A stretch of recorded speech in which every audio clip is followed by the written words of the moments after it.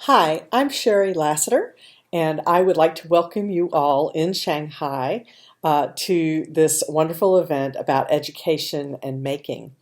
I'd like to send special greetings to the honorable government and party officials who are attending there today. Thank you for coming. And to all of you from the colleges and high schools, middle schools, primary schools, all the teachers who are there to learn more about making and about Fab Labs and about how it might help China in its economic and educational development. And please let me also say hello to our Fab partners there, to Jeff Ding and the Fab Lab at Tongji University, at Goethe High School, and to our partners in Shenzhen at the Fab Lab there at the called the Open Innovation Lab. So greetings everyone, and thank you for being there today.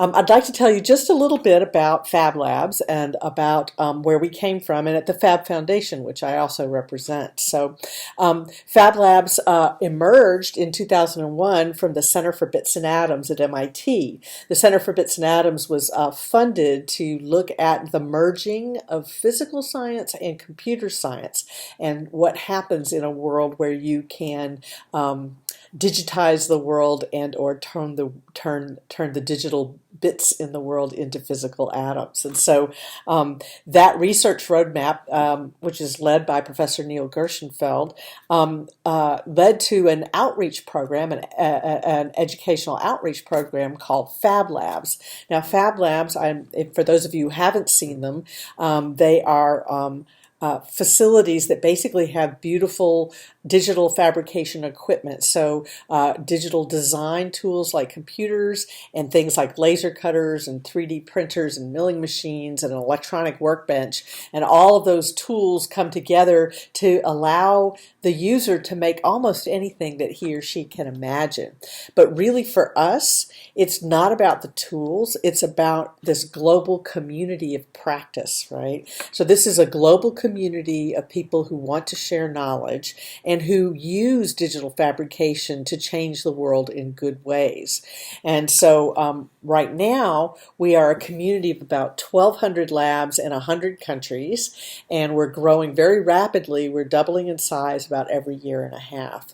And if you look at that 1,200 labs and you compare those labs to the 5,000 maker spaces, Fab Labs, hacker spaces, and innovation hubs that we've identified around the world, that's a lot of organizations and a lot of infrastructure that can be used to make great changes in the world and do great collaborations for education and for economic development.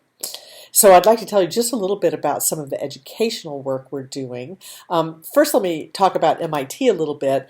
At MIT, Professor Gershenfeld started a class back around 2000, the year 2000, called How to Make Almost Anything. And what he did is he put together a class that went through all the tools and processes of digital fabrication as we know them.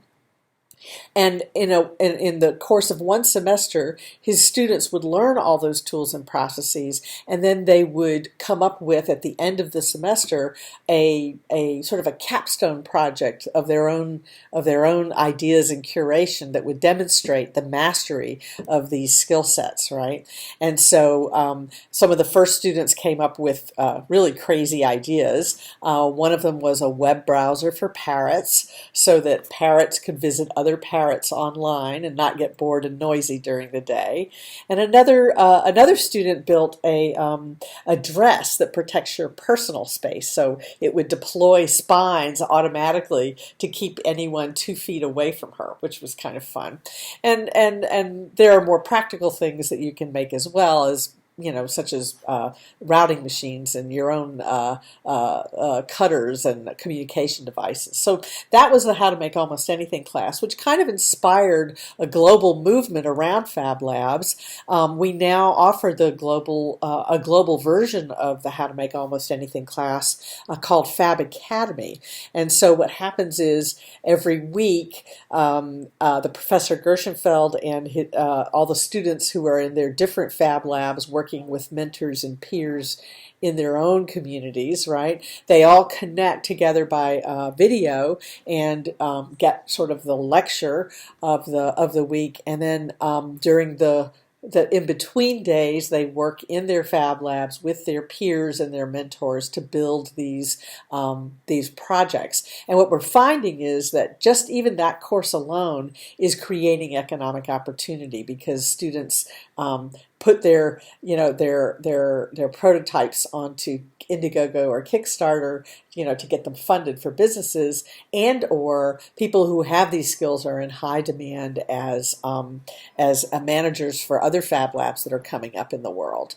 And so Fab Academy is sort of a internal creation, but what we're also finding is, and the reason you are here today, is that digital fabrication in formal education is becoming really important. And we have partners all over the world at the foundation, whether they're public schools, universities, innovation centers, or ministries of education, or organizations like Maker Ed, like us, who are trying to help move this into the formal classroom in a way that really helps STEM education, really catalyzes STEM education. And so we're doing a lot of work right now in bringing digital fabrication into formal education, just as Jeff Ding and Tongji University are working to do there in China as well.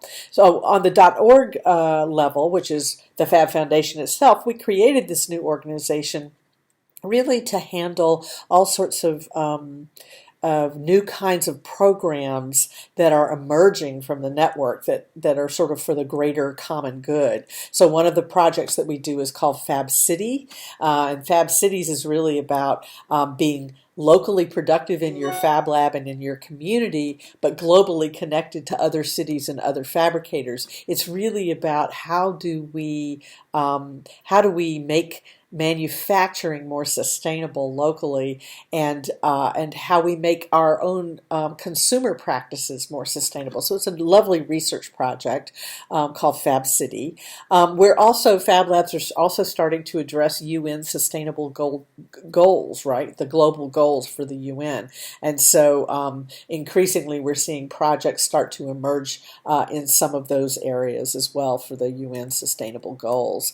And then humanitarian impact is very important right now. So globally, we're seeing a lot of makers and fabbers come together to start to participate in how do we leverage these tools and this wonderful distributed community to help when there's a humanitarian crisis in the world, and what kinds of innovations can we bring to the table to help with humanitarian crises. So and last but not least, we're also starting to build at the foundation, we're starting to build networks of labs for education and for entrepreneurship. And one of our most recent projects was with the state of Kerala, India, in which we built 2 big Fab Labs and 20 mini labs in colleges, engineering colleges, to sort of fuel the pipeline of entrepreneurship from colleges into university and out into the business world. And there'll probably be about 150 more of those labs coming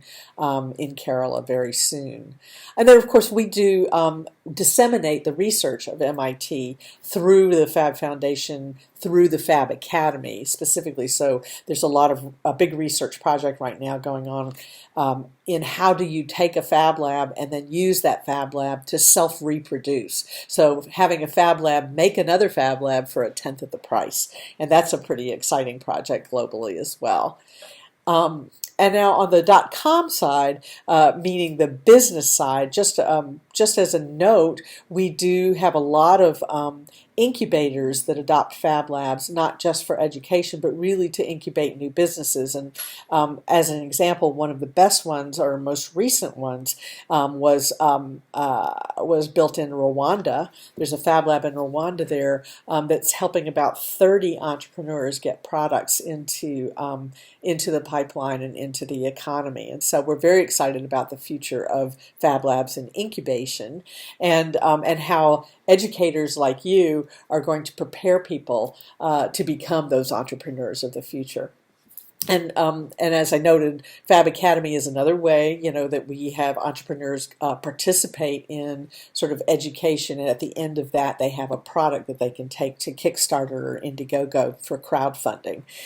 And we do see a lot of inventions starting to come out of the network that are turning into businesses. Some of them you may have heard of, like the Ultimaker 3D printer, or Form One, or MakerBot, or some of the smart citizen sensors. Anyhow, all of these are products that have emerged out of the Fab Lab network and have become international businesses. So, just as a reminder before I close, that our next annual meeting, where we gather the entire community in one place in the world that has a nice network, this year that meeting is happening the week of July 16th in Toulouse, France.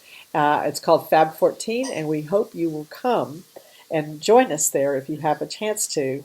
And again, thank you so much for being with us today, and thank you for your interest and for all the wonderful work that you're doing in education. We fully support and appreciate everything that you do. Thank you.